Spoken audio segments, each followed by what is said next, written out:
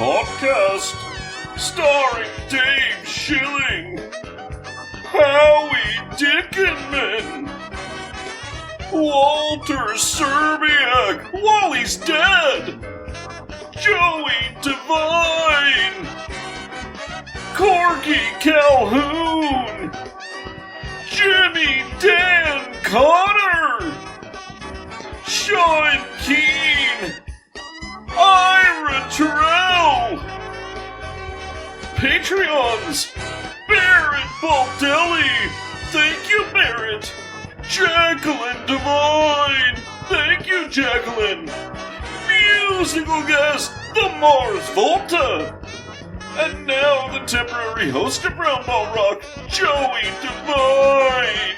Hi, it's me, Joey Devine, your temporary host of the Round Ball Rock podcast, and we are back with an opening night edition of Round Ball Rock and our final division preview, the wild, wet, and wonderful Pacific Division. That was gross. I apologize. I'm here, as always, with my best friend, my co-host, and a person that Vulture described as one of NBA podcast's brightest stars, Sean Keane. Sean, how are you? I'm good. I believe you were also described as one of podcasts. Technically, I think stars. it was actually Brett and Randy that were described that way, but... Yeah, they have eclipsed us in popularity, unfortunately. Also, shouts to our man, Dunn Nelson, a.k.a. Ninja Purtle on Twitter, a.k.a. Shot Daddy. Mm-hmm. I feel like I'm missing one. Oh, his actual name, a.k.a. Dave Jordan. Dave Jordan, that's right. Super listener, super mailbagger, for sending us some incredible Slamm'd Up fan art that we've posted on Twitter. If you haven't seen it, you should check it out at Round Rock Pod. While I'm plugging things, I should also plug the other things. You can always email us at roundrockpod@gmail.com or call us on the phone at the number in the description of this podcast. It is hard to remember because it spells nothing. Also, we love hearing from you. But you know what else we love? 5-star reviews, baby. Go to iTunes or whatever podcatcher of your choice. Give us 5 stars. According to every other podcast, it helps. And if you've been listening to this podcast for quite a while, you realize that Sean and I both need help. And speaking of help, you can also help us out by going to patreon.com/roundrockpod. We've got a lot of great tiers. Buttons are going out this week for our $10 tier, and they are sick as fuck. Is that all the business, Sean? I think that's all the business. You did a good job, yeah. Oh, thank you. Hey, no problem. We should probably do some quick news before we get to our division preview, shouldn't we? Yeah, I think probably, yeah. All right, let's go to the news.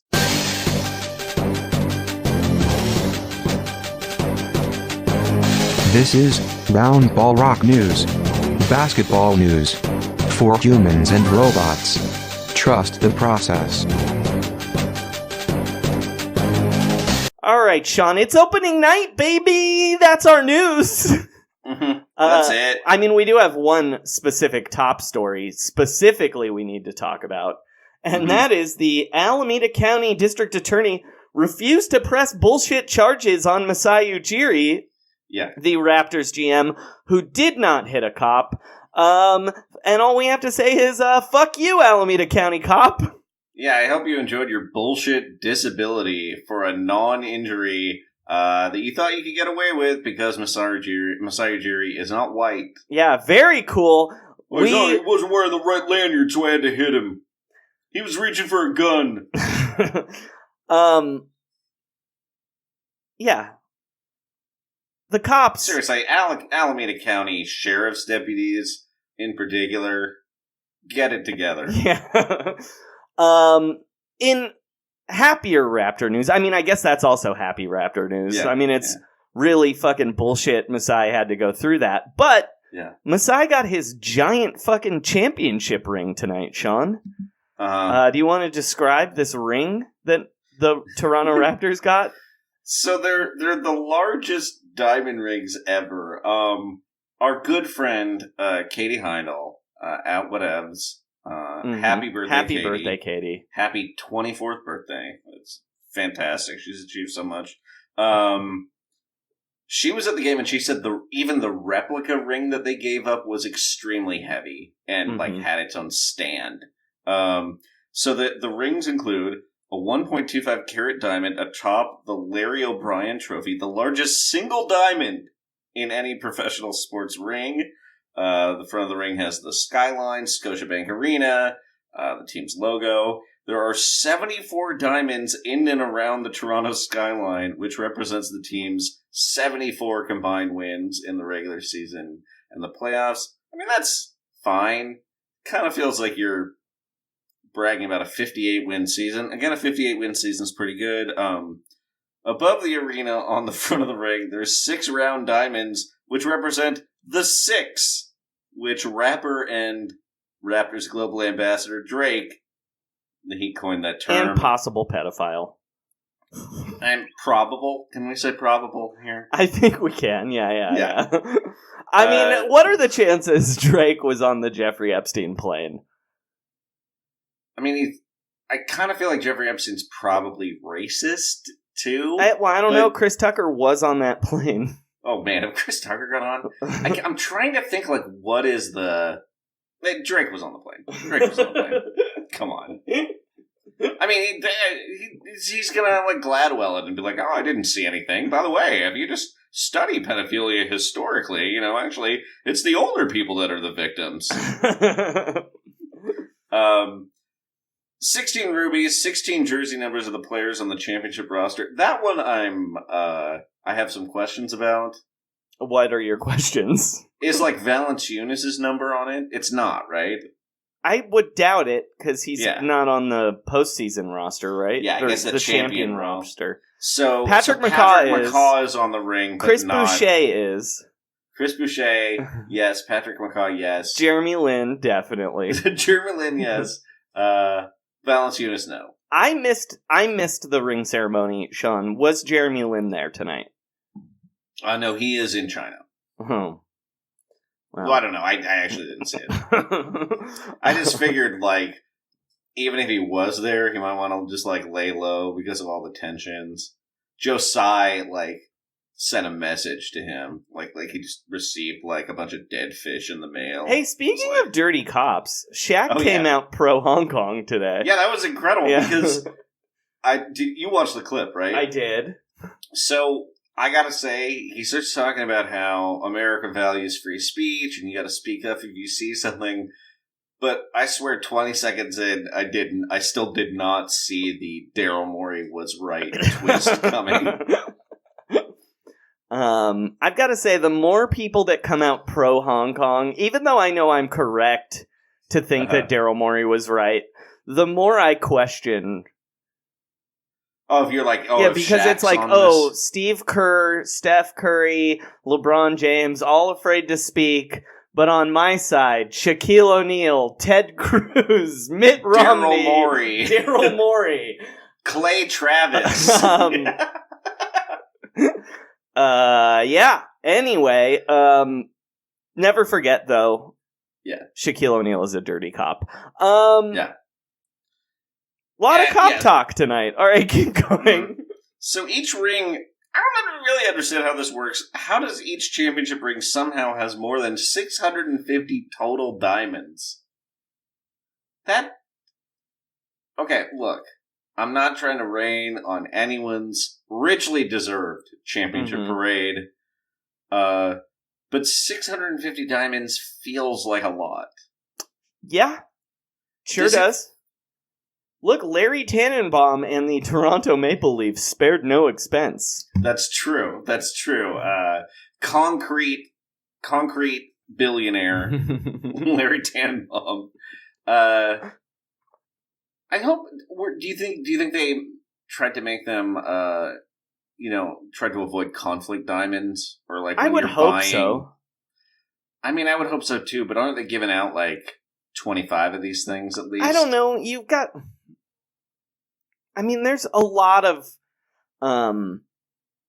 the Raptors specifically have a very strong connection to the continent of Africa. So my guess is they would have went out of their way not to use blood diamonds, Sean. I mean, that would be good.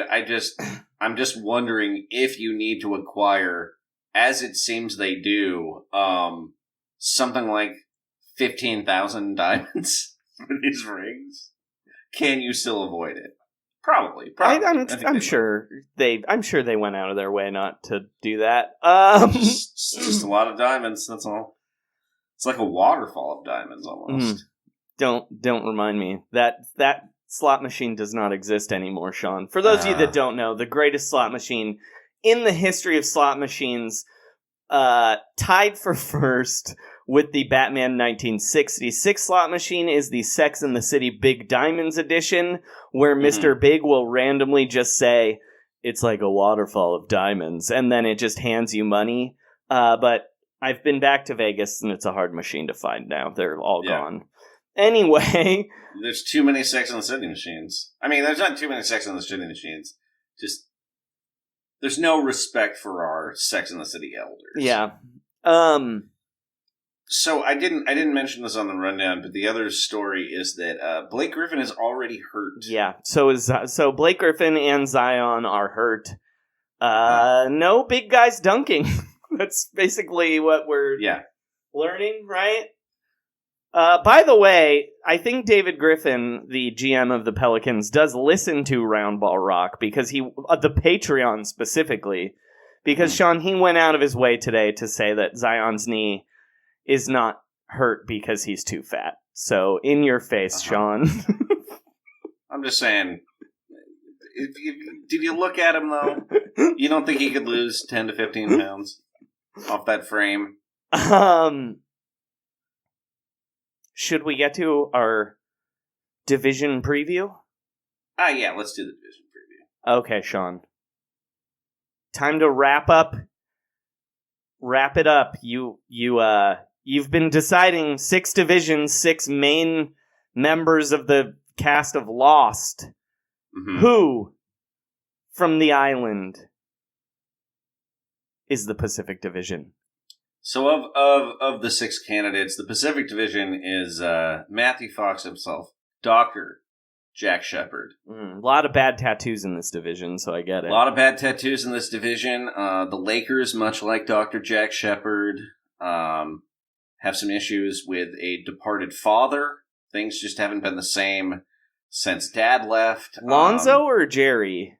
I was thinking of the Bus family. LeVar, Lonzo's out. Lonzo escaped. I'm just saying LeVar is a dad who's adjacent to the but he the Lakers. He escaped on a submarine, basically. Also, LeBron is the ultimate NBA dad.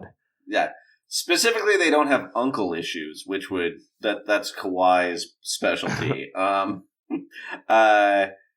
Jack really took a beating on the island, probably gets knocked unconscious about once a week. Pretty much what has been happening to the Phoenix Suns recently. He's a neurologist that caters to a lot of rich people, much like the Warriors' new facility. And,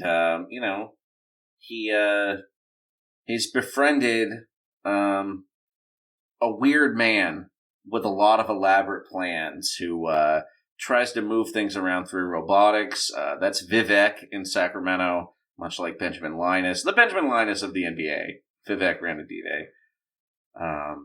And then, much like the Clippers, Jack lives in Los Angeles. Mm-hmm. Yeah.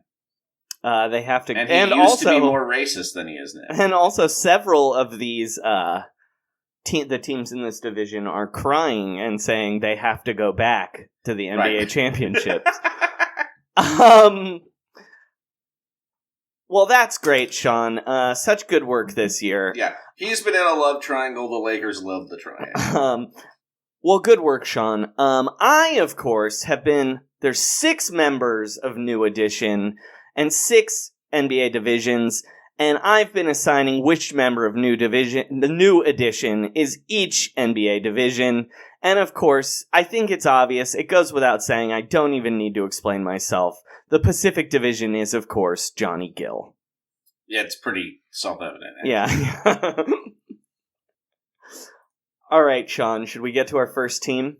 Let's do it. What a division. Just a powerhouse. Actually, mostly. I think this one's going to take a while. We should...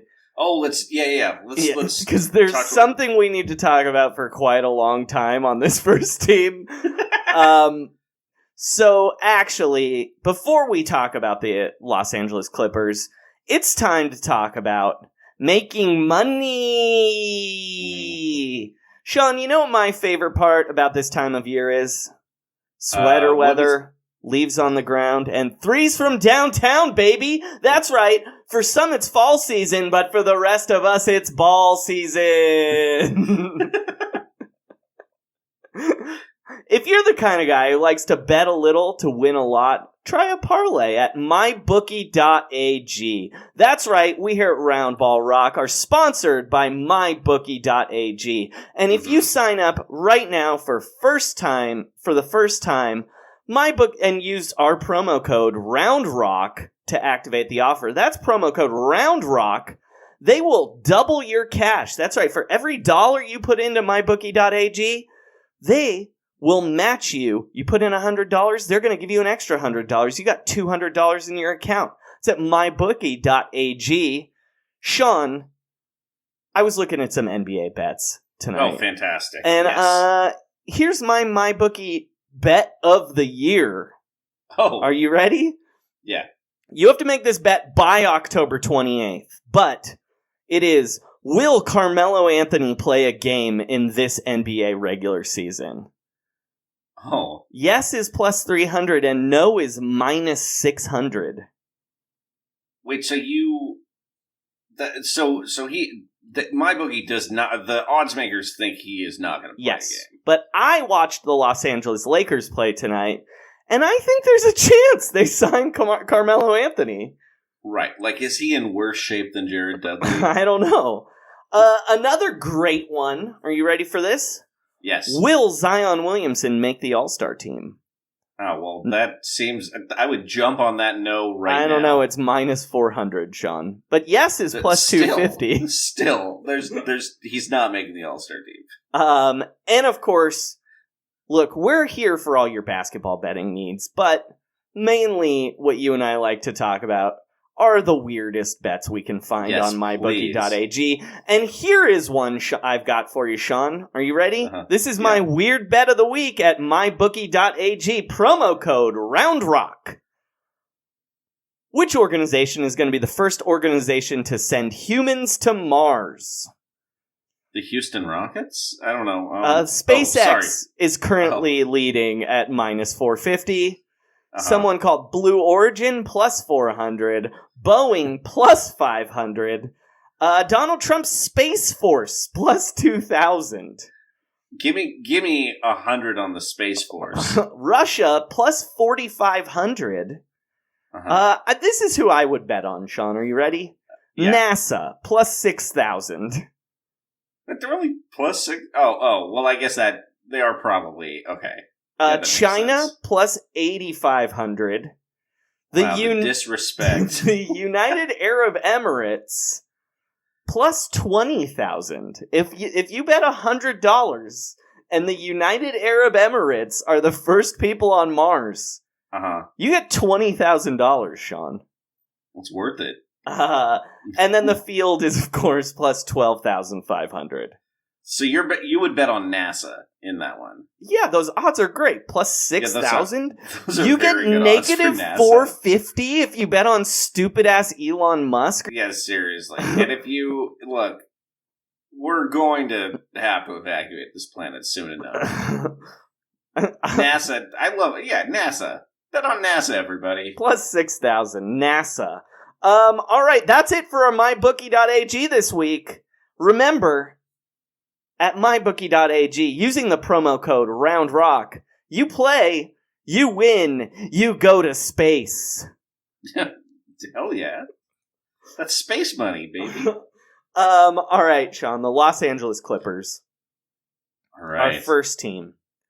Last year, they went 48-34. They lost to the Warriors in round 1. But they crippled Boogie forever. Mm-hmm. And also crippled his spirit to the point where he is a bad guy now. They were 9th in offense, 21st in defense, 7th in pace. Their expected record was 43-39, so they quite outplayed that. Mm-hmm. They said hello. They said goodbye to Brett Slamson's favorite player, Ty Wallace. Rest in peace, Ty Wallace. To the wonderful named Sindarius Thornwell. To Wilson Chandler and his dirty, filthy mouth. Which sounds bad, but if you know, the listeners know what I'm talking about. He almost killed David Lee because he bit him one time. They said goodbye to Garrett Temple. The poor man's Etuan Moore. They said goodbye to SGA himself, Shea Gilgeous-Alexander. And they said goodbye to the Rooster, Danilo Gallinari. But don't worry, they also said hello to a lot of weird people. Rookies Mfiondu Kabengele, Terrence Mann. They also said hello to one of the saddest players in the NBA, Patrick Patterson. But don't worry, it's not sad because they also got Dante Grantham, Mo Harkless, Paul George, and the board man who gets paid himself, Kawhi freaking Leonard. Why did I say it like that? I hate that. Sean, normally this is the point in our podcast where I would ask you a bunch of jokey questions about the Los Angeles Clippers, but we're not going to do that. I want to ask you about the Terminator commercial that aired. It's all I can think of. Yeah. They aired it around the second quarter, and I immediately stopped paying attention to the basketball game tonight because all I could think about was the Terminator commercial starring Kawhi Leonard and Paul George. I actually watched it earlier in the day on the internet. And I knew immediately that we were going to have to talk about it on the podcast. Well, I have it. I'm just going to play it in full right now. For those of you that did not see this fucking absolute atrocity.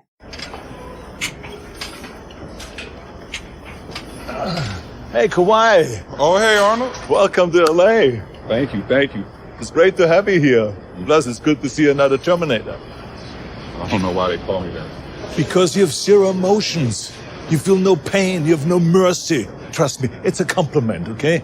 Whoa, am I seeing double? Somebody called Sarah Connor. Well, isn't this cute? A Terminator convention. He's the real Terminator. Yeah, well, you're the one with the crazy robot laugh. Ha ha ha ha! It's a totally normal laugh. He's a fun guy. Good thing. Otherwise, I'd have to terminate you.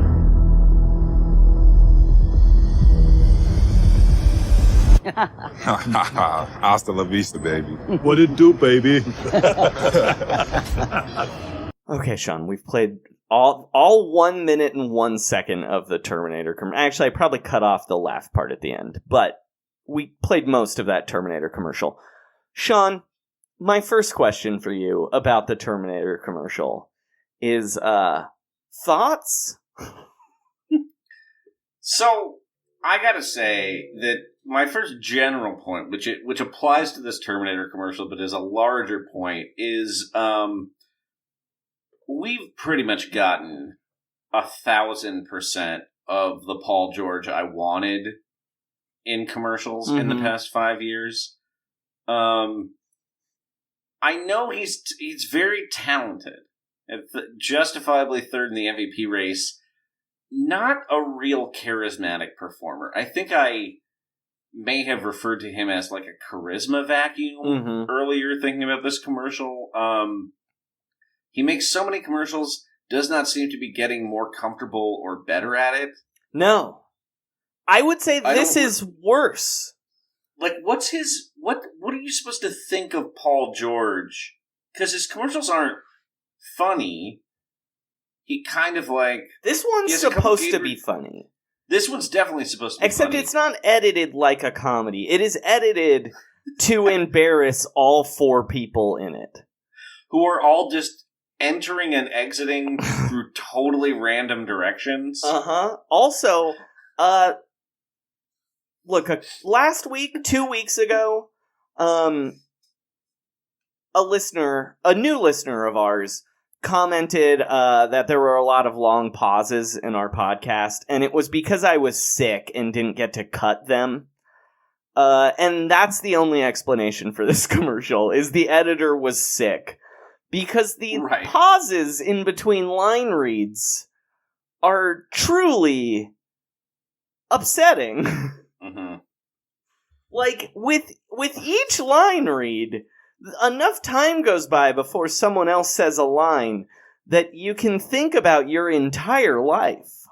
Well, and that you're getting the amazingly emotionally responsive face of Kawhi Leonard the whole time. For one, stiff Paul George. I don't even know how to describe what Arnold Schwarzenegger looks like right now. But one thing that does happen is that because he's standing next to Kawhi Leonard, you can tell that he's 1.5 feet shorter than Kawhi. And then it makes you, like, I just started thinking, like, did I overestimate how big and tough this guy was my entire life? And I think the answer is yes. And then Linda Hamilton appears, and Linda Hamilton is great. I love Linda Hamilton. Sarah Connor, all-time tough performance from man or woman. T2 is a great movie. However, it is also 28 years old. It feels like she just smoked an entire pack of cigarettes before she walked into frame. And I would say she walks into frame because where is she coming from? She wanders into frame. They're at a gym, I guess? But Paul George is outside. Uh-huh. Like, so maybe it's like a CrossFit thing? It's very unclear. Because I had gotten the impression that it was like Arnold's place. Mm-hmm. And Arnold, in a way, is like... At this point, nothing phases him. Arnold, by the way, any catchphrase. Let's just say, look, let's give Arnold Schwarzenegger credit for something, and that is that the man is charismatic on camera, even when he's not trying, except in this commercial. Mm-hmm. No, it made me feel like I'd misjudged a lot of things, but also.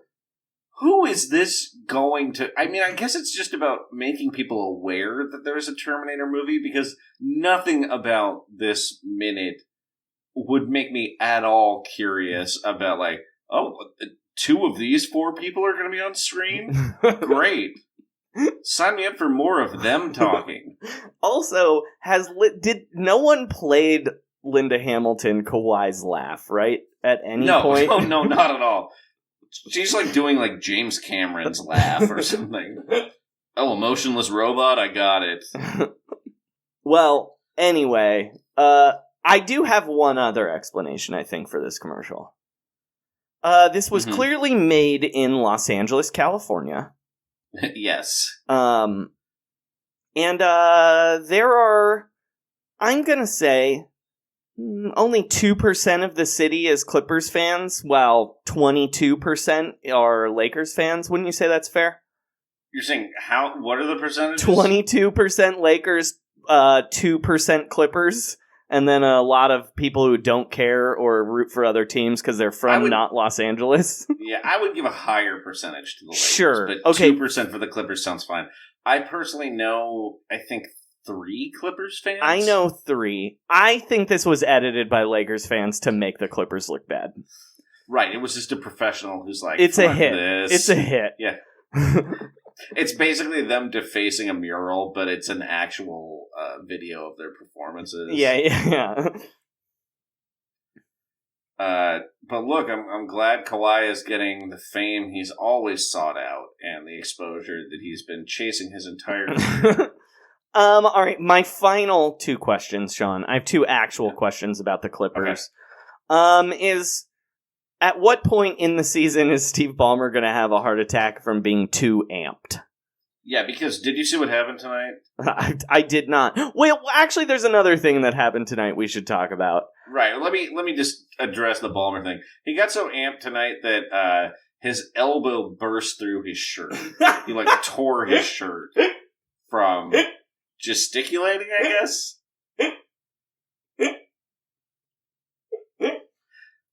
Here's another Steve Ballmer thing I want to bring up. They made Kawhi Leonard talk to the crowd tonight. And it was terrible.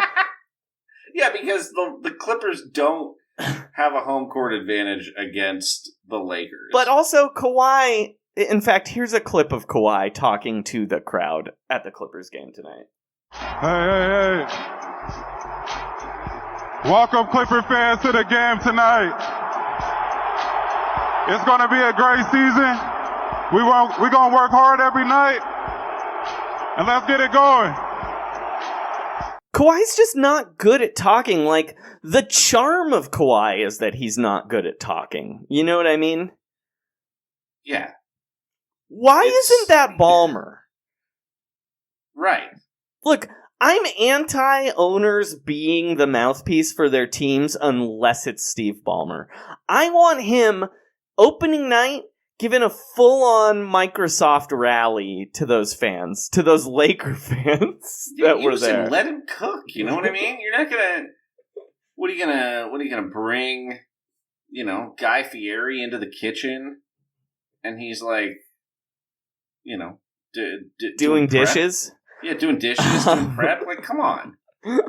Let him do what he does. Hype people up. Okay, back to my question, though. Inspiring and funny. Yeah. When is he going to have a coronary? December? Does he make it that far? I'm trying to think what's going to be like a flashpoint for him. Because it's not really the stress. It's like he's going to have a heart attack the same way that, like a really high-level athlete has a stroke during a race. Right. So that's what I think a mini stroke. Or like a brain aneurysm, yeah. But Christmas Day. Okay. That's my pick. Okay, that makes sense. I wonder if you can bet that on mybookie.age, promo code RoundRock. But yeah, I feel like they're playing a game. He's already, you know how excited he must get about Christmas, Joey? Yeah, he loves Christmas. And it's Do you think he dresses as Santa Claus, or does he dress as an elf and hire a Santa Claus? He hires a Santa Claus because he gets such a kick out of Santa Claus. He could be Santa Claus, he has the frame for it, but Santa can't just be doing this is so great right now when you're sitting on my lap. I see him more as 15 feet away, just pointing at Santa and just being like, look at his beard! Don't tug on it! He's great! All right. Night, all those houses! And finally, my last question for you, Sean, about the Los Angeles Clippers. Yeah. If the Clippers go to the finals, will Billy Crystal bring back the Jazzman character? Which, of course, is possibly the most... It's as racist as anything Justin Trudeau does. Yeah, but Billy Crystal also has worn more blackface than Justin Trudeau. Yes. Which is hard to do. Yeah. I'm going to say he brings it back, Joey. Can you dig it? I think that I can, or whatever. What does he say? He says, can you dig it? I thought you could. Mm-hmm. Or no, it's I knew that you could. The licorice stick. Yeah. Well, hopefully they don't make the finals then. I was rooting for them, but I don't think Twitter could handle the Jazzman. Well, they ran into a big force out of Milwaukee. All right. Called him the Greek freak. Okay, sorry. Sean, over under 54.5. It's pretty high, but I think they I'm gonna go a slight under. Just because I think that I think Paul George and Kawhi are gonna miss some time. Things are tough. Also, they just aren't gonna be ramping up to win 60 games. You know what I mean? I do know what you mean. Playoff team. Yeah. I think there's one team in this division that's winning over 52 games. I mean, in the whole West, that's winning over 52 games. The Denver Nuggets? That is the Denver Nuggets, yeah. Yeah, I don't see this as a team that's keeping the pedal to the metal. I think most of the entire West is going to be hanging around 50 games. You know what I mean? Yeah, and I think they're definitely better adding these dudes. Oh yeah, I mean, just look, they are. They're the favorites for the finals, right? I think they're. I would bet on them to win the title. I think. Yeah. But yeah, I just don't know. I think they might take it easy. That's all I'm saying. Like, there's no reason to push Paul George hard during the regular season when he's had surgery on both his shoulders and, like, you know, I mean, what did Kawhi play last year? Like 65 games, 60 games? Mm-hmm. Except he says he's not going to do that this year. Yeah, I just don't know why you would. I just don't think that this team cares about home court at all. Mm-hmm. So, I mean, I'm sure they would prefer it, but I don't know. I just think the Nuggets are going to definitely get the 1 seed, and beyond that, they're not going to gun it to get the 2 seed instead of the 3 seed. Mm-hmm. All right, the Los Angeles Lakers, Sean. Last year, they were good for 37 and 45, good for 10th in the West. They were 24th in offense, 12th in defense, 4th in pace. Really ran under that rape guy, Luke Walton. Mm-hmm. Their expected was 37 and 4. Their expected record was exactly what it was, 37 and 45. Mm-hmm. They callously shipped out of town Isaac Bamba, Mo Wagner, Mike Muscala, Lance Stevenson, Reggie Bullock, Josh Hart, Brandon Ingram, and Los Angeles' favorite son, Lonzo Ball. But don't worry, they brought in some weirdos. They brought in David Stockton, Talon Horton Tucker. That's right, John Stockton's son is on the Lakers. Troy Daniels, Quinn Cook, Dwight, the fart Howard, Avery Bad Guy Bradley, Jared JMZ Dudley, Danny Green, their actual good player, and Anthony Davis. They also signed Boogie Cousins, but also said goodbye to Boogie Cousins. Yeah. What a whirlwind. Before we get into this team, I actually got a message from the Lakers coach Frank Vogel. Should I play it? Oh yeah, play it, All please. Right. What's up, Lakers fans? Coach Frank Vogel here, full of enthusiasm. Oh, that's the most depressing thing in the world. It depresses me every time. Yeah. Sean, do you want to say what your girlfriend said tonight when she saw Frank Vogel for the first time? Yeah, I mean, she basically thought he was a sub. I believe you texted me, Eloise just asked if the Lakers have a substitute coach, and then she described him as looking like a man who fills in for coaching for someone teaching shop class.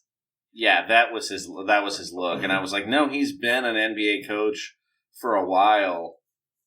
And then she said he doesn't look like he's very confident about being a coach. And then did you play her this? What's up, Lakers fans? Coach Frank Vogel here, full of enthusiasm. I mean, I will now. She's decided that she is officially an NBA fan after tonight, and she is going to support the Clippers. Well, both of these games were fucking awesome tonight. Yeah, they were great. So entertaining. Let's talk about it a little bit, right? Sure. So Lakers and Clippers, a lot of runs in this game. Mm-hmm. Just the Lakers had a huge lead. The Clippers came back. The Clippers got a huge lead. The Lakers came back. And then, the Clippers kind of ran away with it in the fourth quarter. They played Montrezl Harrell and Lou Williams more than anyone else on the team, I think. Yeah, because those guys fucking are unstoppable and they rule. It's incredible. It was a weird thing where at one point I was like, Kawhi Leonard should just give the ball up here. Just give it back to Lou and Trez. Yeah, exactly. You play defense. Yeah. The boys you play are defense in town. and you go sit in the corner. Yeah. So yeah, they got the Clippers got 60 points off the bench. So that's pretty good. You know who else? Good bench scoring numbers. You know who else was fucking awesome tonight? Who's that? Portland's favorite son, Mo Harkless. Oh, he's great. I watched that and I was like, well, he should be starting. Except, I mean, it kind of doesn't matter who's starting because, Mo Harkless was effectively the sixth man. He played 30 minutes tonight, so he seems perfect on this team, Joey. Yeah, you know where I was like, man, you know where he'd really fit in? The Lakers, because they needed anyone good who was not LeBron James and Anthony Davis. It was a real bummer. I mean, Danny Green, of course, was great. He's besides the point, but it's like, you just watch the team and you're like, they couldn't get one guard? Right. Just one Green other is a guard? perfect fit with LeBron. Yes. Perfect. He's going to get hit. He's going to hit him every time.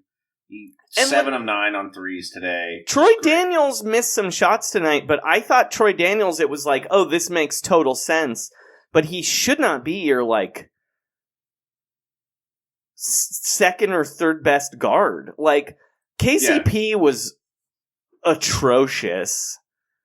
He played 27 minutes and he did not score and he committed 5 fouls. And had a turnover.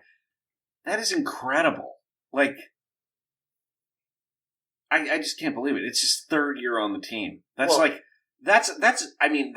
argument that, people will say oh, the Lakers, Clutch Sports got him AD, and it's like, yeah, but is that worth all the time they've had to spend watching Kentavious Caldwell-Pope? I kind of don't think so.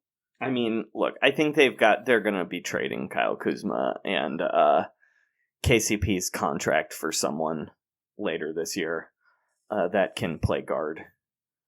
Yeah, it's weird. Like Danny Green, you look at the plus-minus stuff, Anthony Davis played 37 minutes, pretty high for Anthony Davis, and was +3, which meant in the 11 minutes he was off the floor, the Clippers outscored him by 13 points. So. I also, I thought LeBron was pretty good on offense, but I did not think he was good on defense tonight. I don't think LeBron is very confident about his shot right now. And maybe that's because it's the beginning of the season, but also he has just been getting a little bit worse. His passing seems like it's as good as it has ever been or better, but it just does not seem that comfortable shooting. He still gets to the basket, gets crazy layups, makes insane passes, but it doesn't seem like he trusts his shot right now. Well, what I will say is I sent you a text tonight, and this is sort of Lakers preview-y, I would say.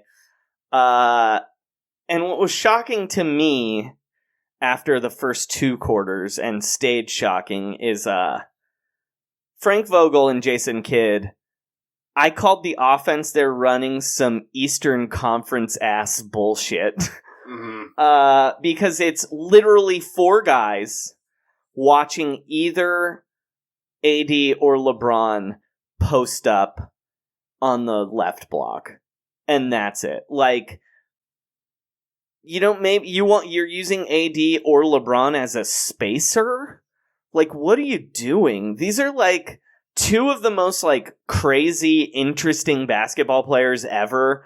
And you don't want them moving ever. It's just they barely ran a pick and roll with the 2 of them. They ran JaVale pick and rolls, but it was really a bummer of an offense. That being said, this team is going to be really good still Because there were times tonight where it was like, oh, LeBron and AD are just unstoppable. Like, there's nothing you can do. And then there were moments where, I mean, I think their defense is going to be pretty bad. Mm-hmm. But they're going to have moments where they look just insane because they have Danny Green, LeBron, and Anthony Davis, who are all really good defenders. And, like, you know, JaVale block shots and stuff. Mm-hmm. So, no, it feels like you're watching a lot of guys who might not be there for that much longer. I mean, not necessarily for that much longer, but, like, probably won't be on the team at the end of the year. Like, yeah. I'm looking at you, Jared Dudley. I'm looking at you, KCP. Avery Bradley. I didn't realize I was looking at Dwight Howard, but I'm also looking at Dwight Howard. I actually thought Dwight was pretty bad tonight, but at least he looked better than he's looked. You know what I mean? I mean, one of the funniest moments was when... Well, no, he got blocked a lot by little guys. That was kind of weird, but also it's kind of just how Dwight Howard is now. Yeah, I just mean he didn't look as heavy, demanding post-ups as he has in the past. And his hair looked really weird. Yeah, his hair did look skinny. Weird. Yeah. All right, Sean. When are we replacing Frank Vogel with Jason Kidd? Because we're already hearing about it tonight, right? Yeah. They brought in Jason Kidd. It just felt like they wanted to hire Jason Kidd, and there was kind of a backlash. And it wasn't even clear where it was like, Jason Kidd's kind of a bad guy. Also, Jason Kidd got fired by the Bucks, and then they became like a dominant force less than 12 months later. But it just like isn't Jason Kidd much more of LeBron's guy? I don't really know. I don't know what the factions are there, but it just seems like people are going to talk about Frank Vogel losing his job constantly. And he did take the 3-year deal that Tyronn Lue rejected. It just seems like there's going to be a lot of turmoil. Mm-hmm. I'm not necessarily even saying it's going to derail the team, but people are going to be talking about Frank Vogel getting fired constantly. Mm-hmm. Yeah. All right, Sean, over under 51.5. Under. Mm. I think they'll be good in the playoffs, but it just doesn't. It again, much like the Clippers, I don't really see their incentive to try to win more than that. The West is tough. Yeah, this feels to me like a 51-52 win team, or 50-51 win team. But I kind of hope they rest LeBron a little bit though, because they really didn't do that last year. Well, they didn't tonight either. Yeah, I'm going to take the over. Actually, though, I think they're going to win 52 games. I see him as like 50. I'm basically only doing it because I think we agree too much. I'm going to be honest. Yeah, it's probably true. I mean, this one's close. It's not that high a number. Yeah. They could do it. Okay, Sean. It's our team down here. Down here, it's our team, the Golden State Warriors. Last year, they were 57-25. They made their 5th straight finals, and that's all. They played hard every single night. Nothing weird happened. Their ownership certainly didn't make anyone play injured.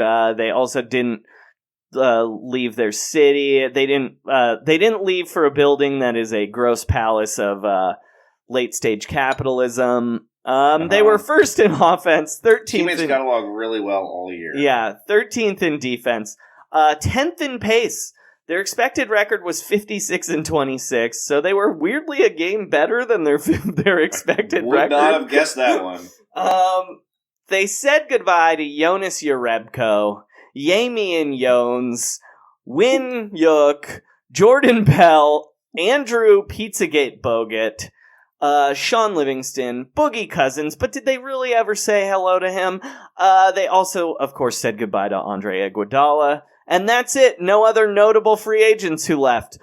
They said hello to Alan Smilajic, Eric Paschal, Jordan Poole, Marquise all the Ride, great Chris, rookies. baby. Oh my god. Can't believe Amari Numo Spates Spellman, Glenn 3 Big Dogs Robinson, Alec Burks, WCS himself, Willie Cauley-Stein, and of course, it's weird. I don't know how they were able to swing this move, considering they didn't lose that many free agents, but they also gave D'Angelo Russell a max and hard cap themselves. I don't understand how the cap sheet works.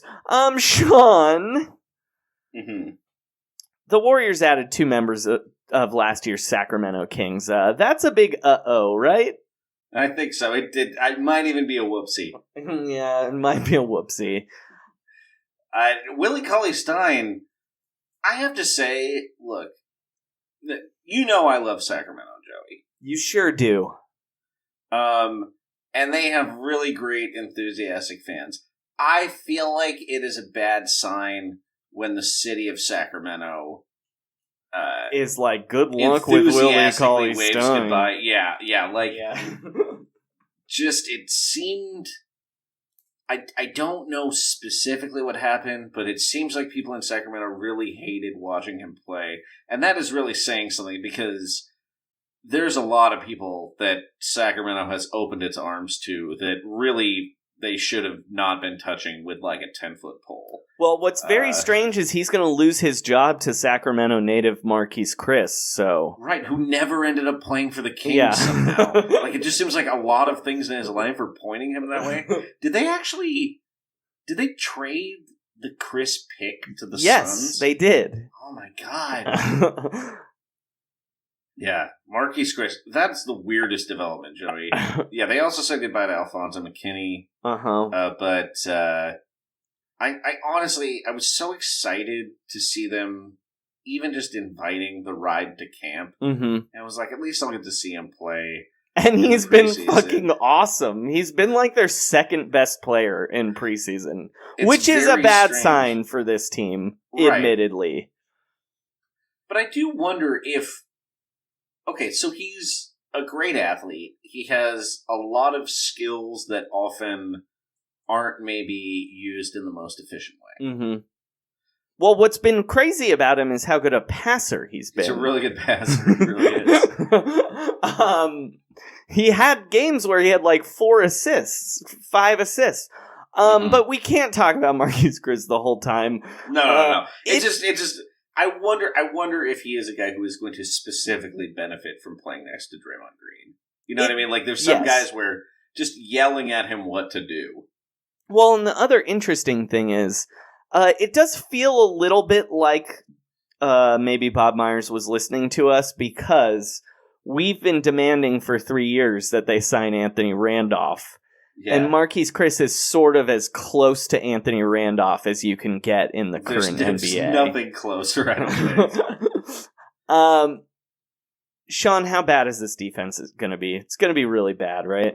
I think so, but again, it's like I just don't even...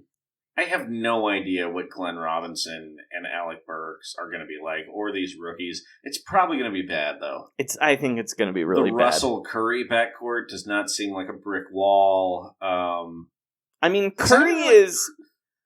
I've heard beat writers I trust say that Curry is actually their best wing defender currently. Well, yeah, he makes an effort. He's just, small and reaches in a lot. But are they starting Glenn Robinson? Is that the plan? Yes, that is the plan. They went from Alfonso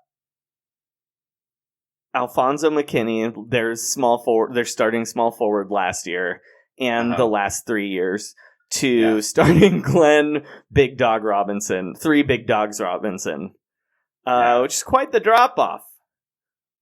It feels crazy that they released McKinney, given who's at the small forward, but it's not like he's that great. Right. It's just weird.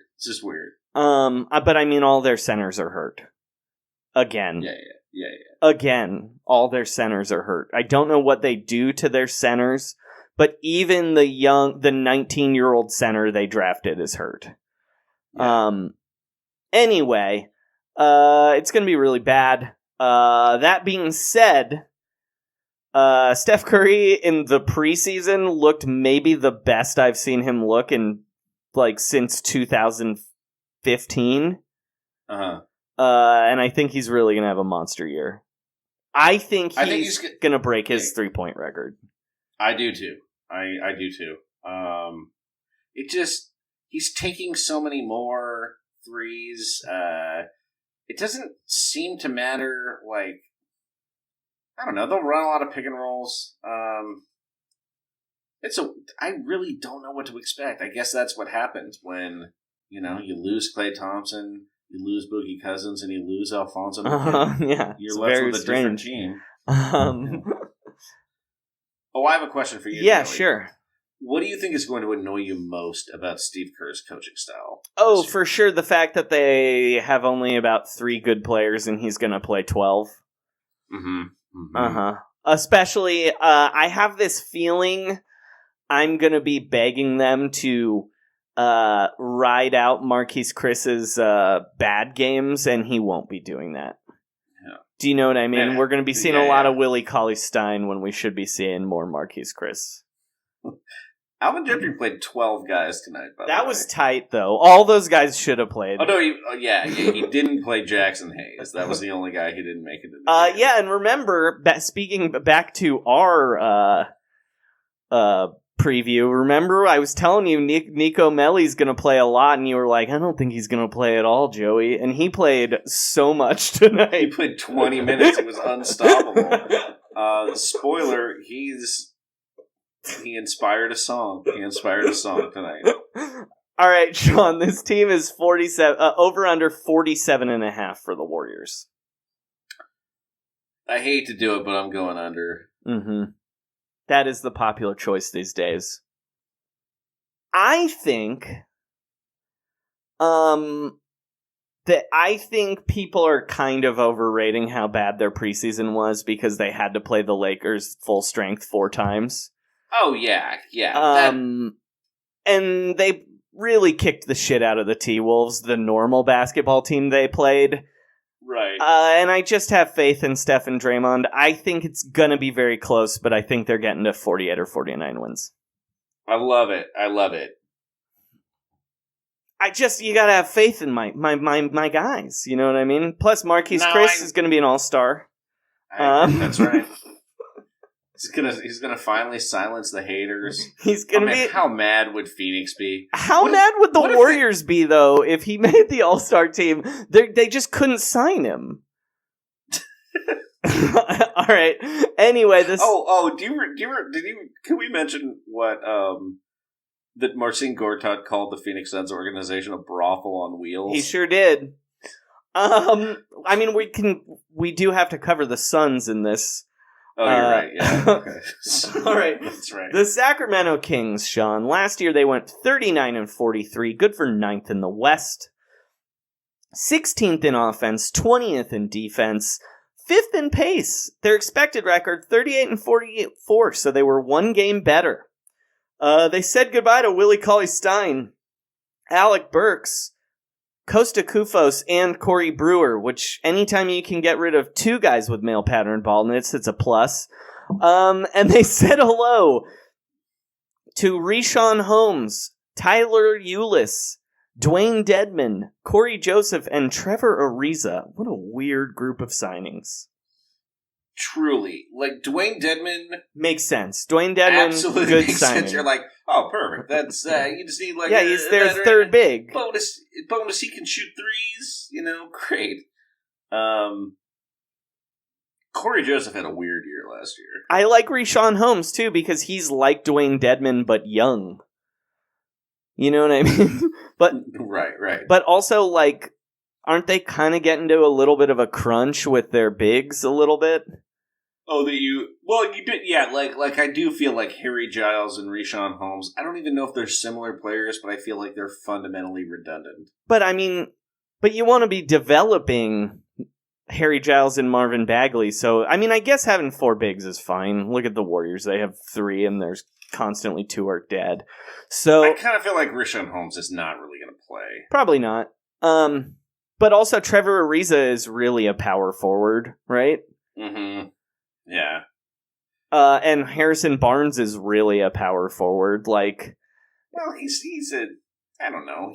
He's better at the Barnes 4. legitimately plays both. He's better at the 4, though. I guess it's just threes are a lot rarer in the NBA. Yeah, but he's just, you want him guarding. Like, what makes him special is that he can guard the big guy, and he's less good at staying in front of your faster threes. Anyway, the Kings last year won their most games since 2006 and then fired their head coach. Sean, was this a misstep? I'm going to say pretty clearly it was. Mm-hmm. It does seem like Dave Yeager did not necessarily get along great with the front office. Seems to have been the victim of a power struggle. Can I ask you a question? What is it about NBA coach Dave Yeager that makes him the NBA's biggest cuck? Oh, that he's just constantly... He's constantly getting fired after winning like 50 games. Yeah, it's because he only wants to coach the Minnesota Timberwolves, right? Yeah, and they won't hire him because he's not related to anyone in the organization. Yeah. So it's like, basically people keep breaking up with him because he's still he's like fixated on his high school girlfriend. And they're like, this isn't going to work, Dave. It seems very risky, though, that you have that much improvement, and then you're like, well, how about this guy who didn't really do dick with the Lakers? Dave Yeager is like the NBA's Lloyd Dobler.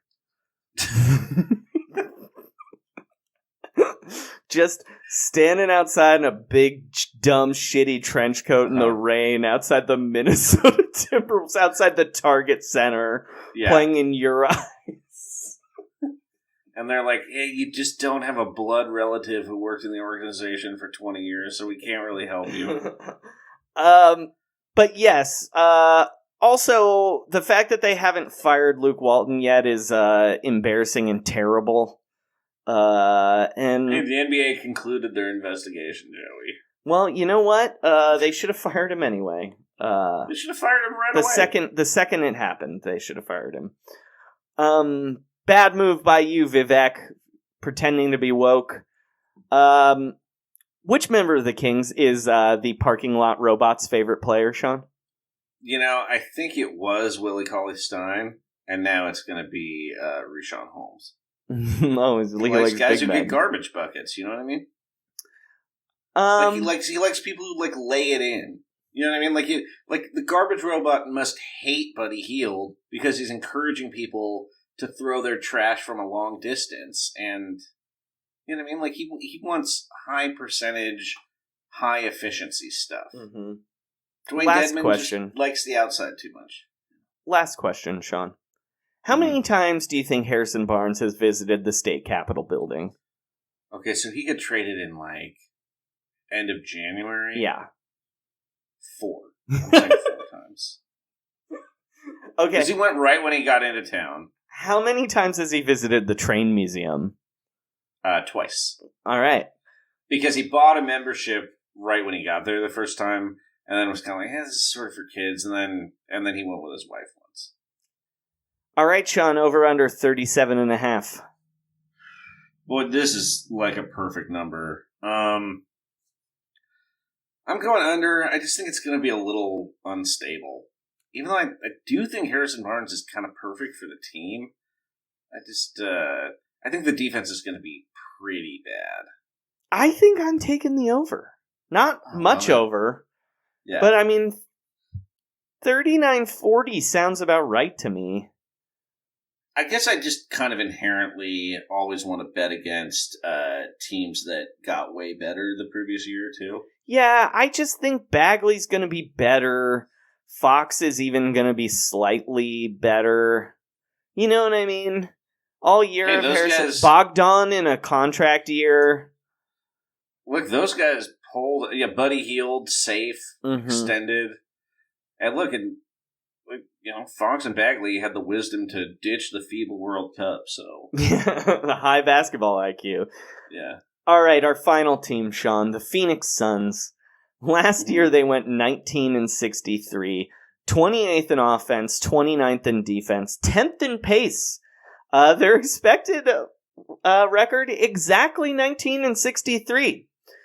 They said goodbye to DeAnthony Melton, Troy Daniels, Jimmer Fredette, Richaun Holmes, Jamal Crawford. Remember, he was on that team for some reason? Dragon Bender, Josh Jackson, and TJ Warren. That sounds like a Don Pardo intro. They said hello to Ty Jerome, Cameron Johnson, Czech Diallo, Javon Carter, Frank Kaminsky is a son, baby. Oh my god. Aaron Baines, Dario Saric, and Ricky Rubio. My first question for you, Sean. By the way, Cameron Johnson's older than Devin Booker.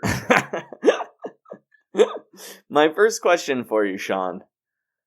Is this the year Devin Booker starts playing winning basketball? Yes. No, it's never gonna happen. It's not gonna happen. Like, I just don't really see it happening. I will say, look, I hate Devin Booker and his game maybe more than you do. I think that's true. But I do think having Dario Saric and Ricky Rubio as opposed to TJ Warren, Dragon Bender, and Josh Jackson is probably going to really help him because these are the first two Suns in a very long time who their best skill is passing. That is true. That's true. I mean, it should be better. I just don't. I don't think he's ever going to play winning basketball. No, I don't think so either. He's really one of the worst defenders in basketball, which is kind of ridiculous when you're 22. He might have turned 23, but like. Also, how is he still 23? I know, right? It seems weird. He seems like he's good at getting fouled. Like he's a good scorer, but he's also one of those guys that like people think is a good 3-point shooter just because of how he looks. Right. And then you look at his numbers and you're like, oh, he's like fine. Yeah. Like what he's really good at is like taking like a 22-footer off a screen and roll. Yeah, and he seems like he was scoring a little better last year. I mean, he scored 72 points in a game, Sean. So it doesn't get much better than that.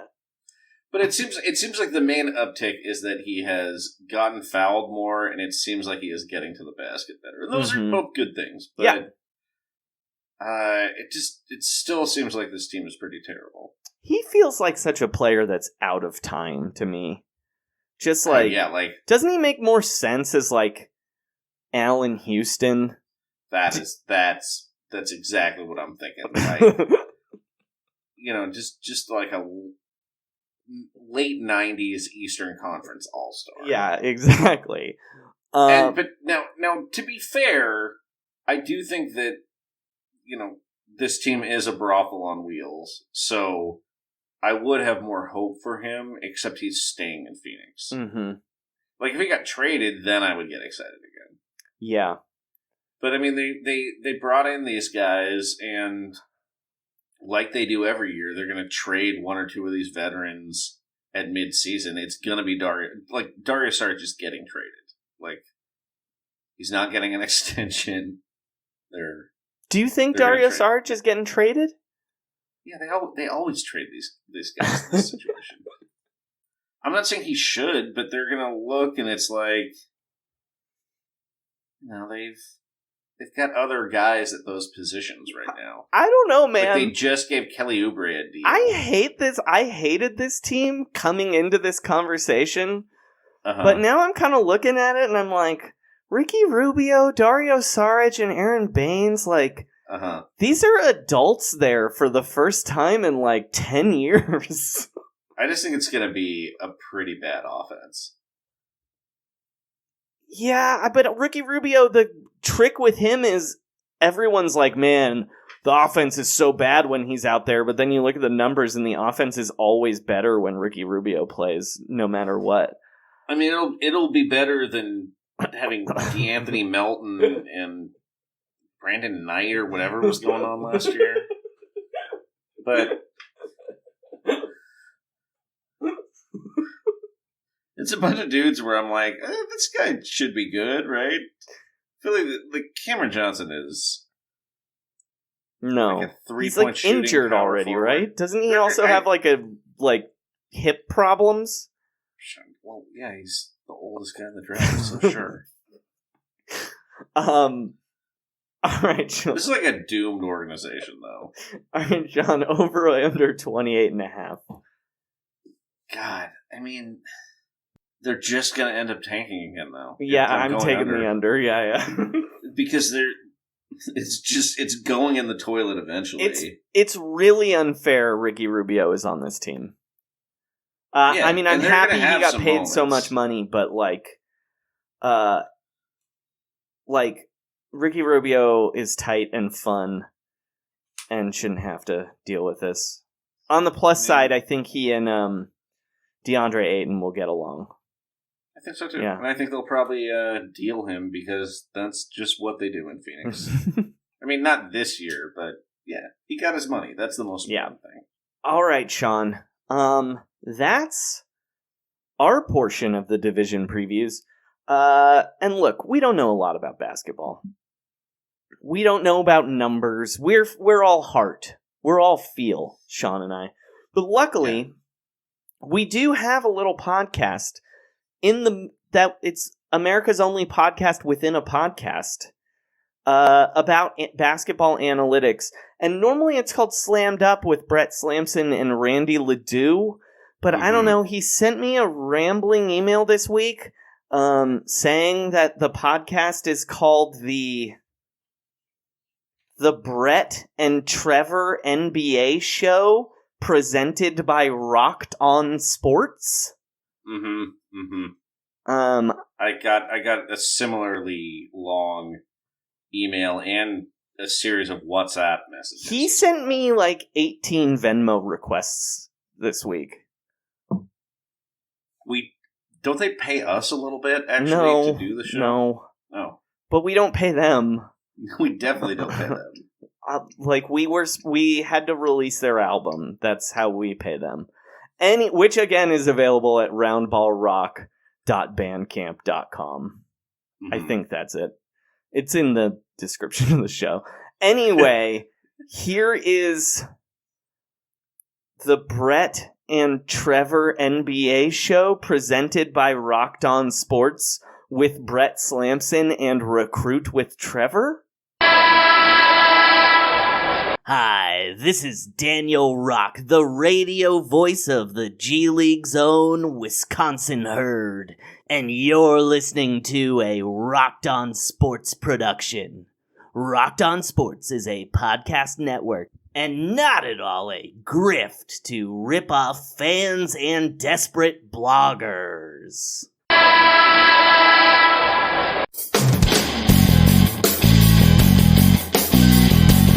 The Brett and Trevor NBA Show. With Brett Sampson and Recruit with Trevor. Presented by Rocked On Sports. Testosterone. 2 alphas. No zap apologies. You have followed me for 2 days, donate to my Patreon, or I'm going to key your Volkswagen. And being not mad online. These guys both have fucking manifestos.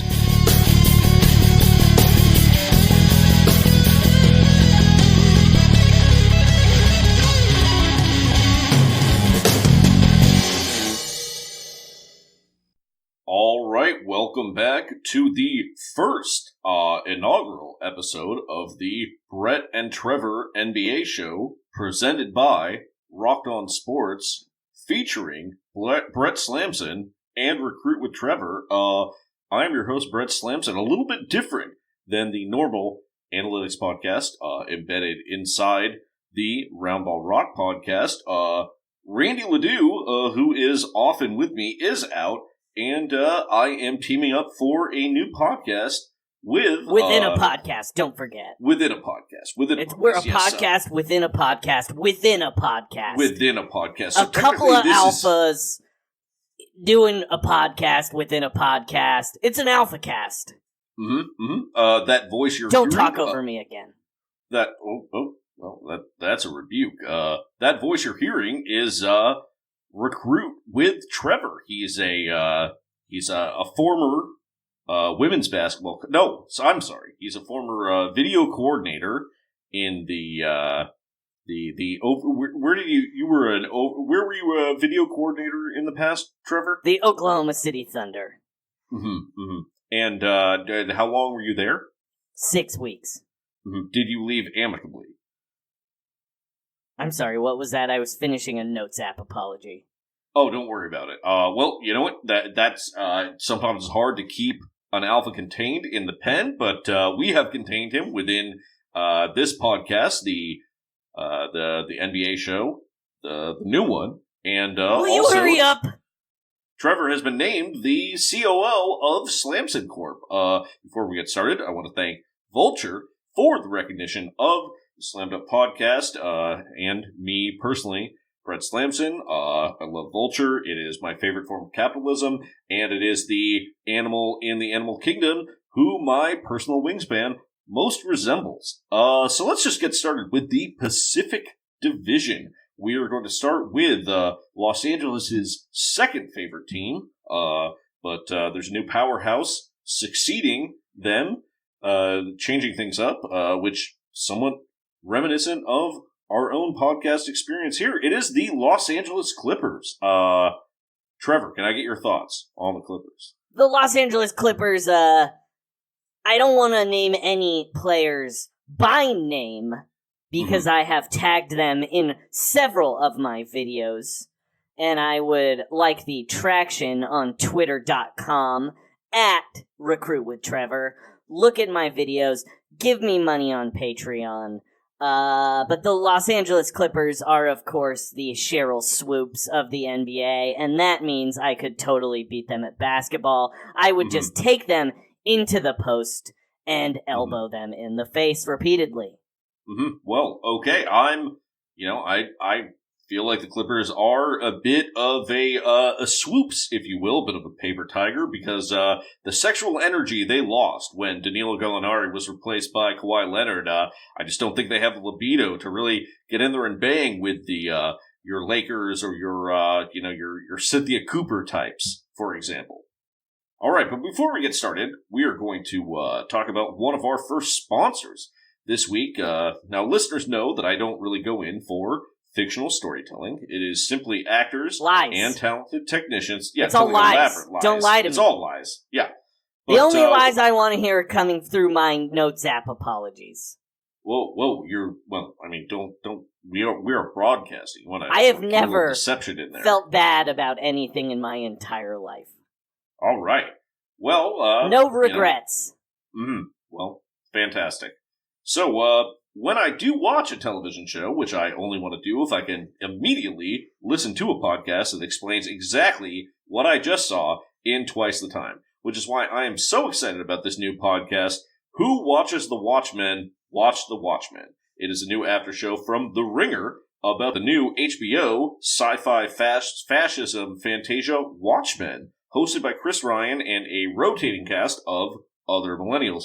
Now, I know Chris Ryan is primarily an actor. I love his artistic short films, but he's also excellent at describing a television show that you just watched. Yes, HBO has an after the episode feature, but there's just not enough yelling in those. I love yelling. Best of all, they assign winners and losers to each episode because viewers like me can only enjoy a TV series and film if there is an arbitrary competitive feature to it. I'm not settled unless I get a clear W and an L for everything. That's how I feel about TV shows. That's also how I feel about sexual intercourse. Who Watches the Watchmen? Watch the Watchmen also answers big questions like, is Ozymandias having a moment? Silk Spectre, underrated, overrated, or properly rated? Damon Lindelof, are we sure he's good? Plus medical consultations every week with the body language doctor. Now, you can get episodes in advance on the Ringer's satellite site, The Bringer, where you can only listen if you share the content with at least 5 millennial friends, or with promo code Release the Black Freighter Cut. Easy to remember. We talk about it all the time. More than the Snyder Cut, the Black Freighter Cut. You know, you've heard my TED Talk on the subject. Who's watching The Watchmen? Watch The Watchmen, because you should never, ever read a book. All right. I'll tell you who won that ad read. Who won that ad I read? did, because I didn't have to give it, you twit. Oh, well, that's alpha behavior, I gotta say. This is a different experience for me. I'm usually more of the steamroller, but I appreciate the energy we're getting here. That's the kind of vibe we have on the new NBA show. So, we're bringing in the Los Angeles Lakers. Now, I think they've added Anthony Davis this summer. Big trade. He turns 27 in March. I have tagged him in at least 14 of my tweets. Fantastic.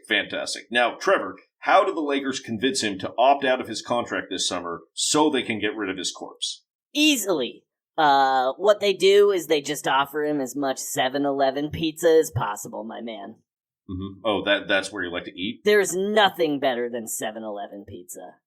Mm-hmm. I'm still working through some old expired Forum blue and gold apron boxes. I don't know what that is. A couple years ago. They send a box of food to your home. You can prepare it yourself. For me, the portion size are difficult to work in with my body chemistry, but great sponsor. Prepare it yourself. What are you, like a butler? Well, I need to eat 8 times a day just to keep up my protein and carb levels. You do have a body of a Frankenstein, and I say that as a man who has a face of a Skeletor. Yeah. I've literally had many body parts replaced by corpses, and none of them match. So I'm a little bit of a nightmare in that situation. What do you expect the Los Angeles Lakers to do this season? I expect them. Look, a lot of these blog boys out there are calling for them to miss the playoffs because they don't have anyone under with an ability to dribble. They don't have a point guard. Well, shut up, you blog boys. They have LeBron James, who will eventually be hiring me to host a show on the Uninterrupted Network. So they're going to win 68 games and the NBA title. Well, that is a bold choice. I'm looking at the age. I'm looking at the actuarial tables. I have them in for Shut up, nerd. 21 and a half. 21 and a half. Shut up, nerd. Whoa. Okay. Tables. Well, that tells Wait, me am I doing a podcast with a blog boy? I mean, I'm more of a Twitch streamer / Daily Stormer freelancer, but no, I wouldn't say a blog boy. I'm a blog man. That's what I'd say. All right, our next sponsor is, now, Trevor, you may not know this, but Hawks rookie Cam Reddish is an incredible erotic videographer who specializes in slightly sunburned models. It is beautiful, classy stuff, although they can go on a little long. He is not an efficient shooter. But now, the softcore amateur content that was previously only available at select Armenian vape shops is now available in the World Wide Web at Cam Reddish's Reddish Cams. It is a fully streaming service with cam girls who barely move around because of the tightness and sensitivity of their sun-damaged skin. You've got aloe vera shows, sun hat reveals, and even couple shows where a man and woman compare tan lines and dangerous moles. I'll be honest, this is some sick, perverse stuff, almost as perverse as taking Cam Reddish at the number 10 pick with Tyler Hero still available, but it is endorsed by Coach Mike Krzyzewski, which means you know it's good. Probably top 8, top 16, but certainly not the champ. Get your first trial hour at Cam Reddish's Reddish Cams with promo code acral lentiginous melanoma. It's easy to remember. I talk about it all the time every time I go to the dermatologist. Cam Reddish's Reddish Cams. Ya burnt. All right. Moving on to the next team in the Pacific Division. It is the 5-time Western Conference champions, the Golden State Warriors. And when I'm starting, I just want to say that I have seen some of D'Angelo Russell's recent amateur creepshot videos, and they're really quite good, Trevor. You should check them out. What do you think about the moves the Warriors made this summer? Well, as you know, I'm friends with KD. He answered one of my tweets one time by calling me a buster, so we're friends. And in that case, I think they're going to win 0 games. The blog boys out there might love the 3-point shooting and the switchy defense, but no mid-range game means no wins in Recruit with Trevor's book. Well, I gotta say, I like that they added 3-point shooting. They ditched Andre Iguodala's carcass. Just a great summer all around for the Warriors. And, they got younger, which is, of course, the most and only important thing that a basketball team can do, aside from getting second-round pick swap options. So, great job by Bob Myers, and great job by Joe Lacob, both in the offseason and at Hedonism 4 in the middle of September. Quite a performance. Just didn't even realize they awarded a Western Conference trophy, and the things he did with it were astounding and troubling. Hey!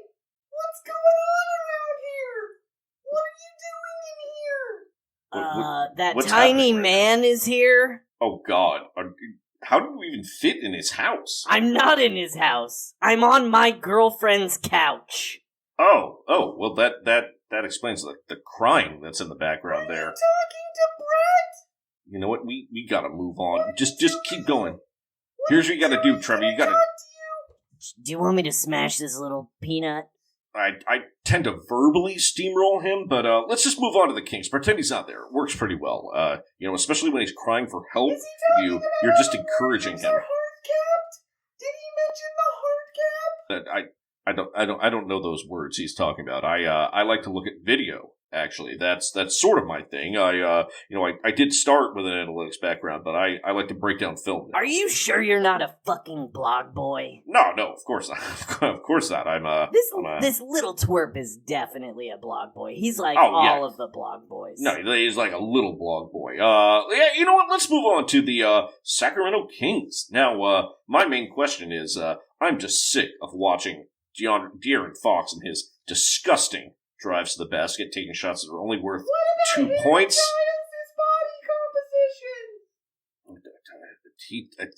Do you have any thoughts on Harry Giles' body composition?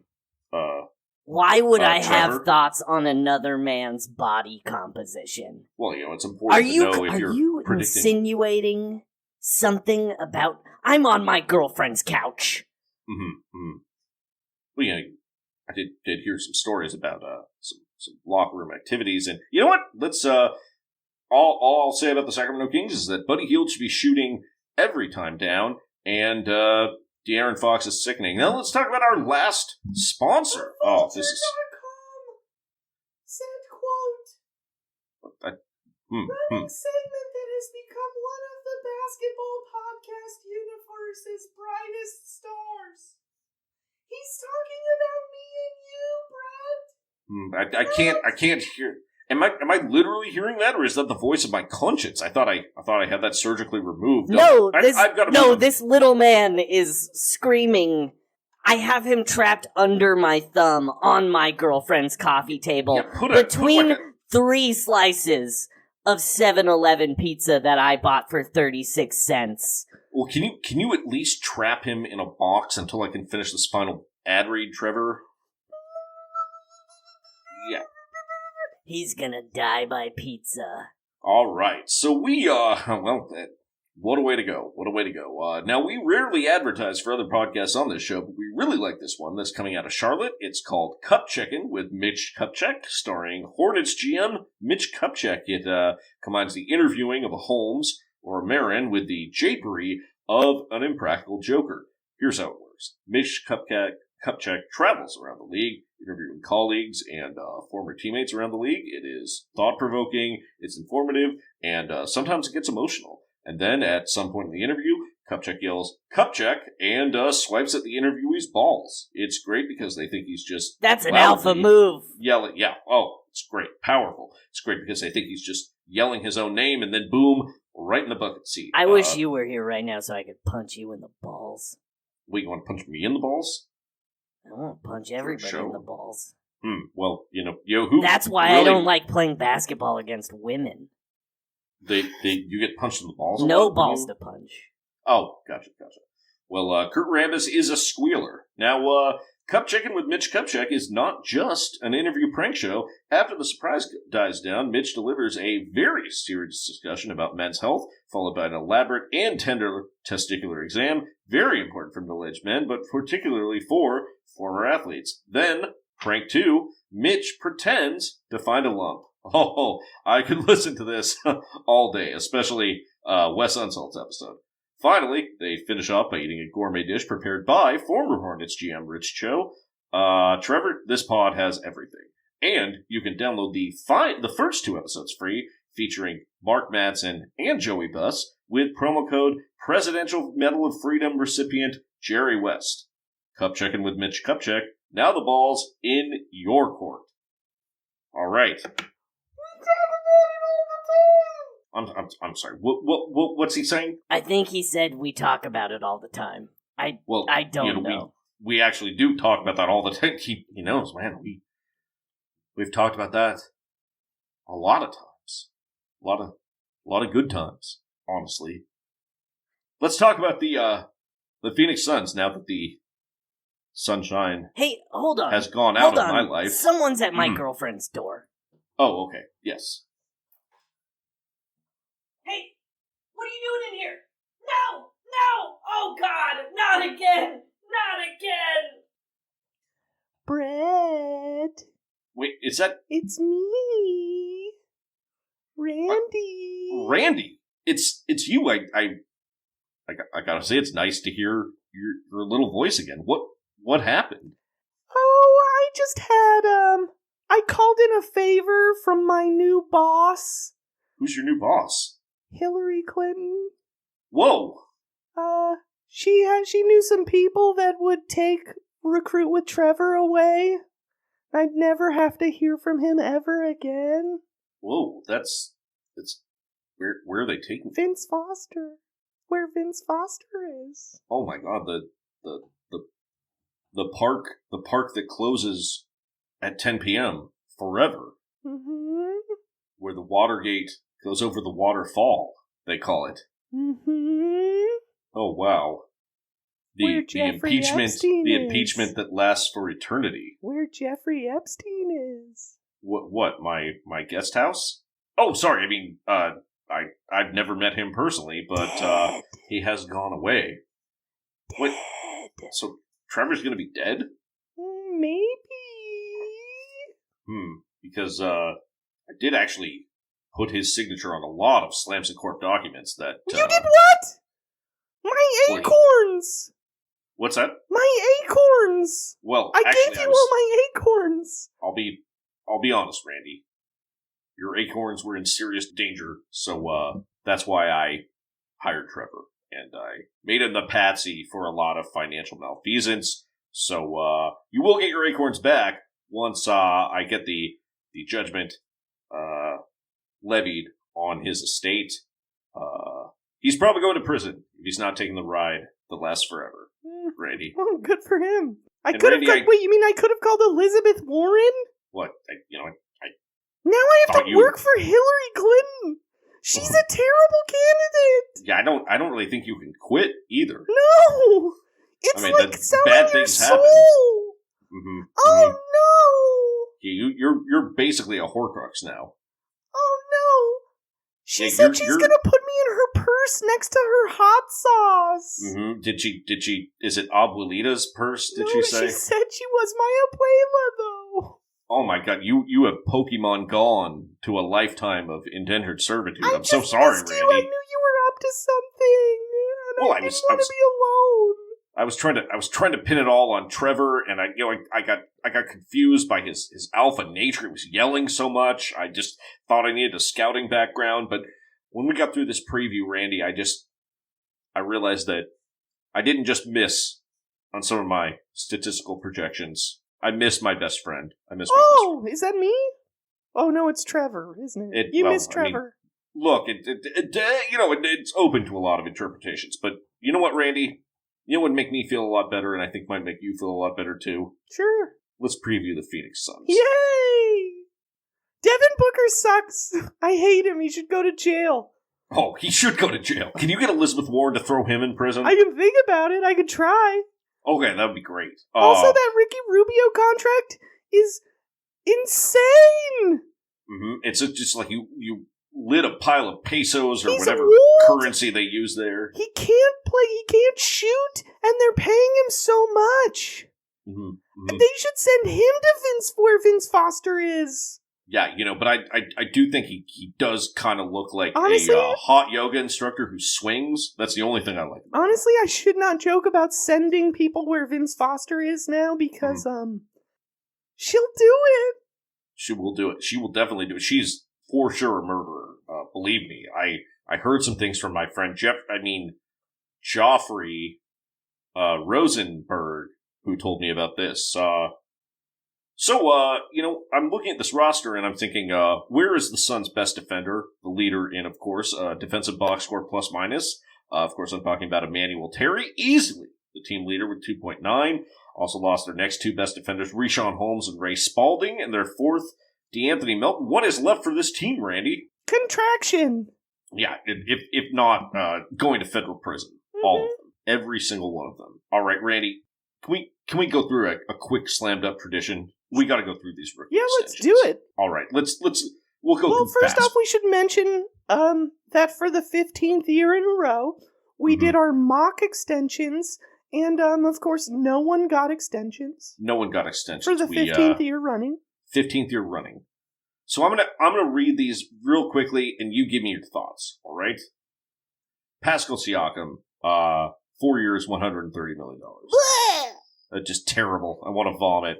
Kyle Lowry, 1 year for $31 million. Come on. Are they just paying for his funeral? I don't know. You can't take it with you, Kyle. What are you think you're a pharaoh? They're not going to bury that money with you when you're dead, which is now. Yep. They're going to have to bury that franchise under the ground with that kind of hit after he cost them all that luxury tax last season. They should be suing him in federal court. Bradley Beal, 2 years, $72 million. It's actually not bad. Yeah, it seems kind of fair, actually. It's pretty talented. Jaylen Brown, 4 years, $115 million. I like his 3-and-D potential, but I hate the fact that they pay him any money at all. Get out of here.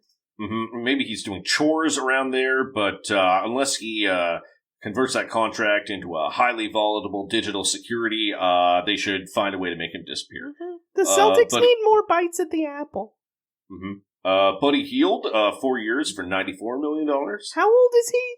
He's 26 now. Actually, I just learned he just gained another year, so he's 29. Oh, no. Well, wait, he just gained another year. He's 30.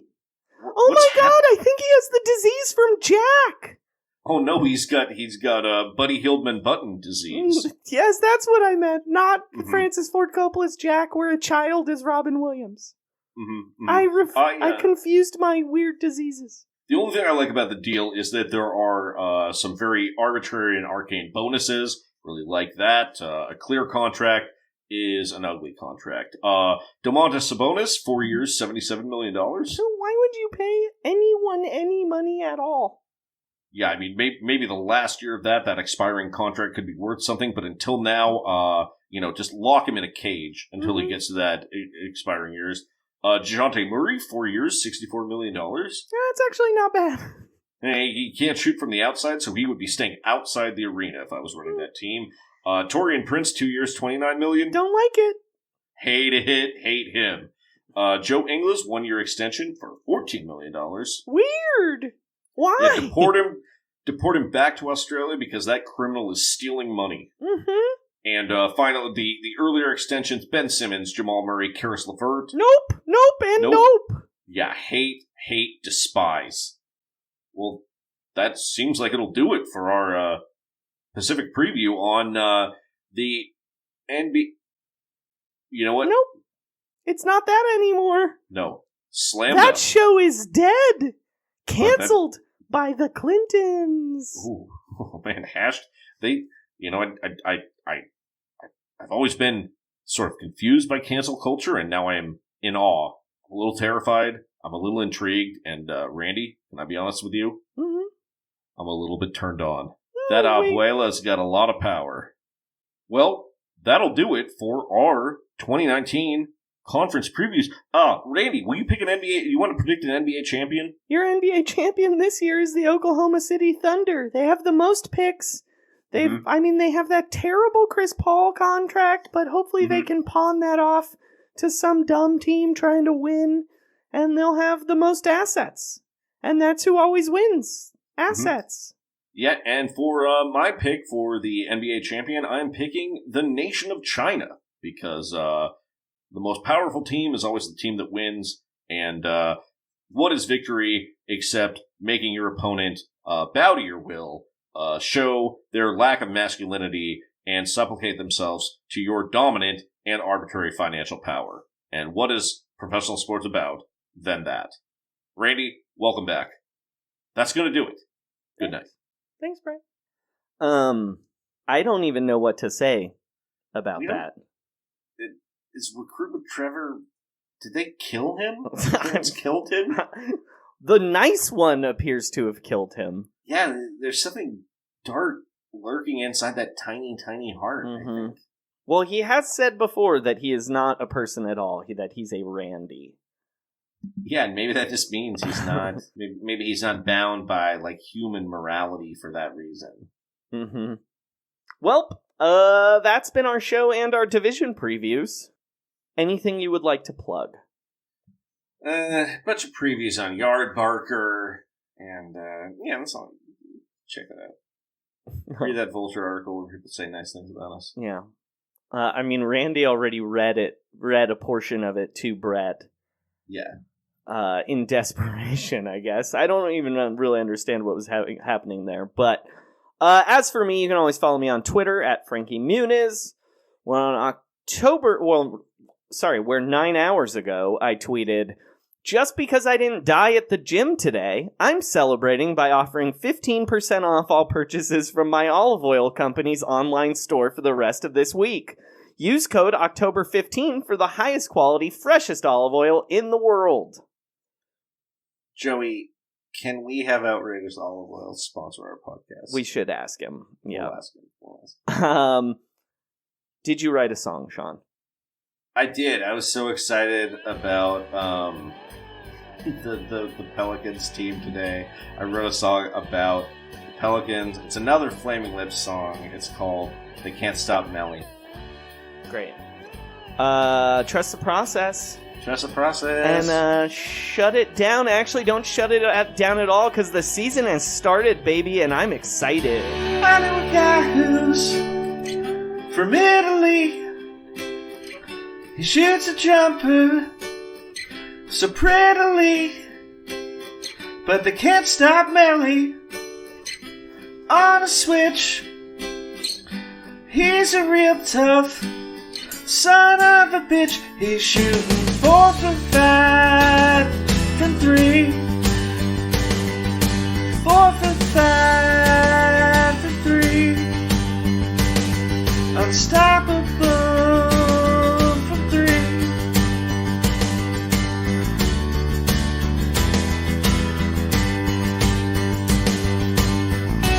I know a guy who's a draft bust. He made the process hard to trust, but he don't do post-ups, just pick and roll. That's how he dunked on Marcus on Oka for slip the screen. He slipped the screen like a coach came with dream.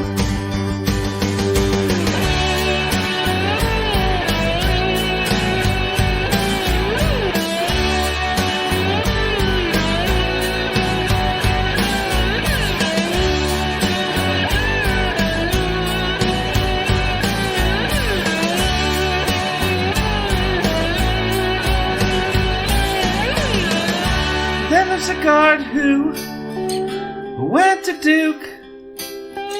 He's got a podcast. It makes me puke. He's deadly when he shoots from 3, but he don't believe in monogamy. He's got a secret family. Secret family. Multi